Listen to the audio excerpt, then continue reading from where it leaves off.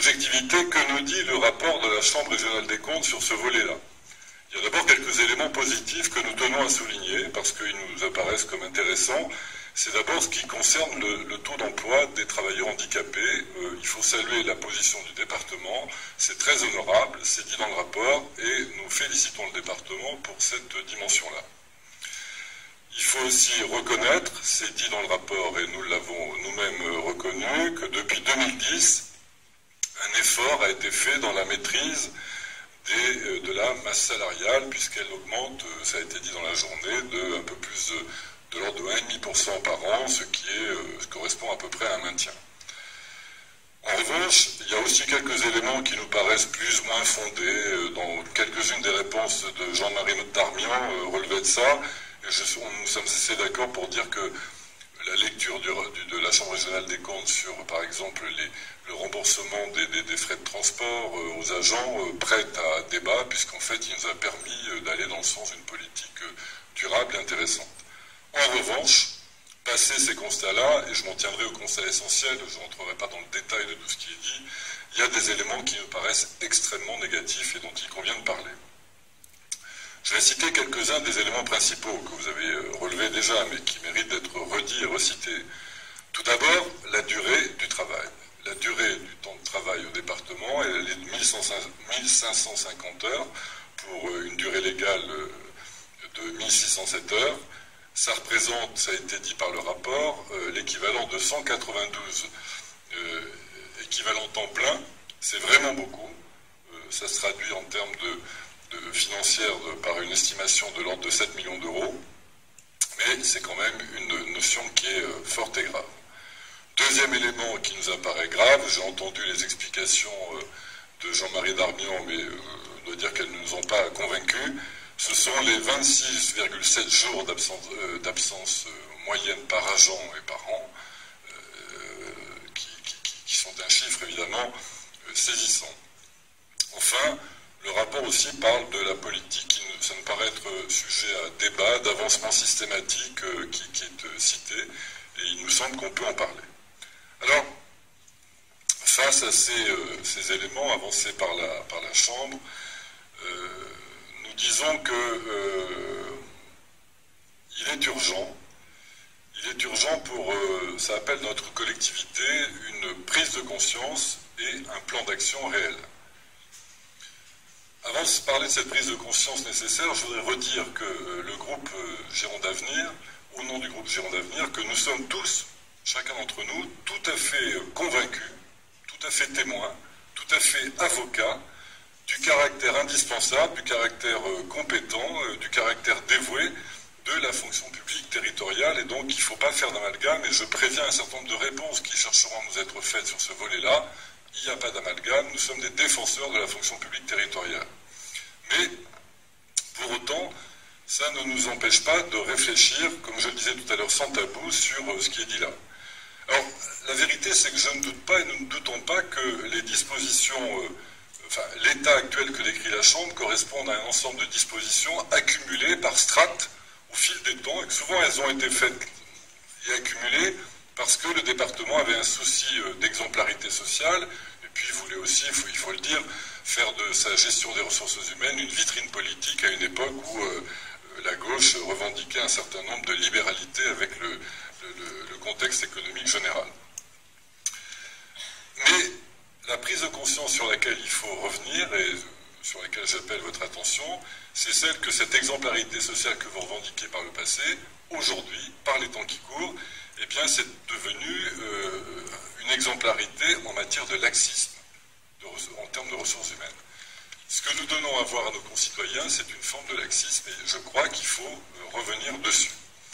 En effet, comment peut-on défendre et admettre cet absentéisme massif qui est mis en exergue par le rapport, absentéisme qui mettrait en faillite presque la quasi-totalité des PME du département si toutes les PME avaient 26 jours en moyenne par agent d'absentéisme par an.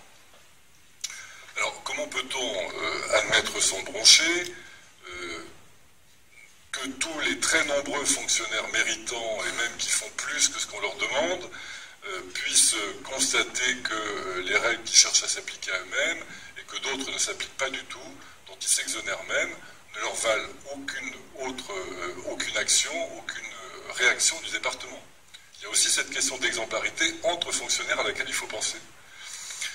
Et comment peut-on aussi admettre, dans une époque où tant de gens aimeraient travailler, que certains, dans nos équipes, ne respectent pas cette notion-là? Et ce que je mets en cause, ce n'est pas les fonctionnaires, c'est le système qui permet que ça se développe et le système qui fait qu'on n'y met pas de frein. Je répète encore, ce n'est pas les fonctionnaires, c'est le système qui est en cause. Donc, nous pensons qu'il faut agir là-dessus. De la même manière, comment peut-on défendre et admettre ce décalage quand même très important entre la durée légale du travail et les 1550 heures relevées par le rapport?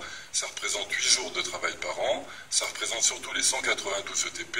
Dans le contexte financier dont vous nous avez brossé le tableau toute la journée, je crois que chacun comprend qu'on aurait intérêt à retrouver ces marges de manœuvre. Et puis, quelque part, je crois aussi que, dans le contexte actuel,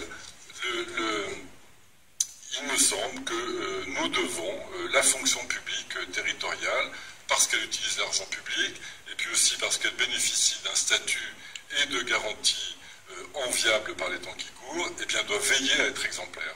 Veiller à être totalement exemplaire pour ne pas prêter le flanc à la critique et à la caricature, ou à laquelle peut-être certains se livreront ici, mais à la critique et à la caricature facile, que je ne développe même pas devant vous. Chacun d'entre nous perçoit ce qu'est cette caricature. Donc, c'est la raison pour laquelle le groupe Gironde Avenir souhaite véritablement, Monsieur le Président, connaître plus que vos intentions, parce que vous nous avez donné un certain nombre d'intentions il y a maintenant un certain temps, 1 an, et maintenant il s'agit de passer aux actes, donc le plan d'action que vous avez, en particulier sur les éléments qui nous apparaissent les plus saillants. Nous souhaiterions en particulier que vous vous engagiez résolument, j'ai entendu ce qu'a dit Jean-Marie Darmian, mais ce n'est pas suffisant, on peut très bien passer outre, que vous engagiez résolument dans un retour à la durée légale du travail pour l'ensemble des fonctionnaires. Nous souhaiterions également que vous preniez en compte la recommandation qui est faite par les magistrats de la Chambre régionale des comptes sur le fait qu'il faut utiliser par les temps qui courent très clairement le levier du non-renouvellement total des départs à la retraite. Vous nous avez indiqué il y a 1 an qu'il y aurait pratiquement 600 départs à la retraite envisageables dans la durée du mandat. Eh bien, compte tenu d'un retour à une durée légale du travail imaginable à 1607 heures, nous pensons qu'il serait possible d'à peu près ne pas renouveler la moitié au moins des 600 départs à la retraite. Et nous vous demandons si vous avez cet engagement-là, puisque c'est une recommandation de la Chambre. Je pense que c'est une nécessité de la gestion publique. J'ai entendu ce que tout à l'heure répondait Christine Bost à un autre de nos collègues, mais je pense que cette réponse, qui est une réponse, on va dire, un peu archétypale de nos positions politiques, ne suffit pas, et que quand on veut regarder avec objectivité les choses, il faut vraiment aller plus loin que ça. Ensuite, nous souhaitons savoir, vous nous avez indiqué que vous aviez lancé une étude sur les conditions de l'absentéisme. Certes, c'est bien les études, mais après, je veux dire, il faut aller un petit peu plus au-delà. Il faut un véritable plan qui soit un plan relativement massif pour redonner foi à tous ces fonctionnaires exemplaires qui constatent que, voilà, il ne se passe rien pour ceux qui ne le sont pas, pour la petite minorité qui ne l'est pas. Enfin, nous pensons qu'il est l'heure de profiter de toutes ces lois qui bouleversent le débat actuel des collectivités locales, on en a parlé tout à l'heure, notre, MAPTAM et les évolutions, pour ouvrir le grand chantier des ressources humaines. Il faut l'ouvrir et puis il faut réinterroger en profondeur les modes de gestion, les modes d'organisation du département.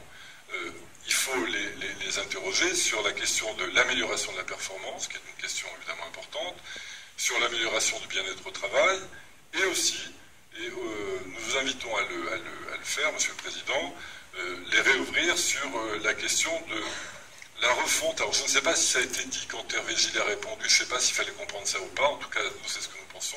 Il faut repenser aussi à des systèmes qui valorisent le mérite. Il y a beaucoup de fonctionnaires qui sont parfaitement exemplaires dans nos collectivités, qui mériteraient de la promotion, qui mériteraient une reconnaissance, et bien souvent nous sommes entravés dans des statuts qui ne nous permettent pas de les reconnaître, de les valoriser, de les promouvoir autant qu'ils le mériteraient. Cette promotion égalitaire, c'est le contraire de la promotion, c'est le contraire du mérite. Je crois qu'un certain nombre de nos collègues dans cette Assemblée sont attachés à la méritocratie républicaine. Je voudrais finir sur cette notion. Pensons à faire en sorte que le renouveau du dialogue social au sein du département valorise pleinement cette méritocratie républicaine et méritocratie du travail. Je vous remercie.